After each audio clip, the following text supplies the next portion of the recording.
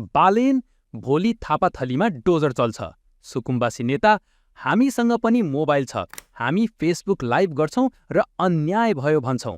बालेन चिन्ता नगर्नुस्, डोजरको अगाडि पनि क्यामेरा जडान गरिएको छ, दुवैतिरबाट लाइभ हुन्छ। एक व्यक्ति, है सुकुम्बासी बस्तीमा त सबैको घरमा सिएमआई, महँगा बाइक र आइफोन रहेछन् त।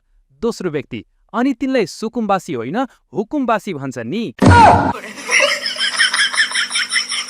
छोरा, बाबा डोजर आएर भने के गर्ने?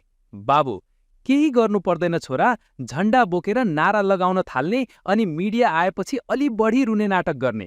समझ रहे हो ना? पत्रकार, तपाईँ सुकुम्बासी हुनुहुन्छ तर हातमा आइफोन र गेटमा पल्सर बाइक छ त। सुकुम्बासी, अनि गरिब भन्दैमा के फेसबुक नचलाउनु? एक घरदानी, मेरो घरको नक्सा पास छ कि छैन भनेर चेक गर्नु पर्ला। दोस्रो व्यक्ति, किन र, तपाईँ त सुकुम्बासी होइन नि। पहिलो व्यक्ति, अहिलेको जमानामा खोलाको छेउमा घर हुनु र सुकुम्बासी हुनु एउटै हो। बालेनको डोजरले बायाँ दायाँ हेर्दैन।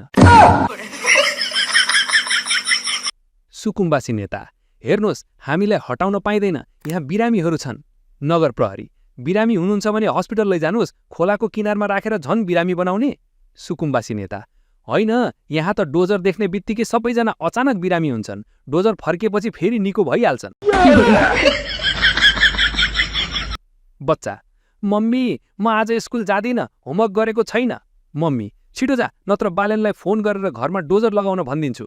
बच्चा, ल मम्मी म गएँ, सुकुम्बासी बस्ती त जोगाउन सकेनन्, मेरो होमवर्क त के कुरा। समझ रहे हो ना?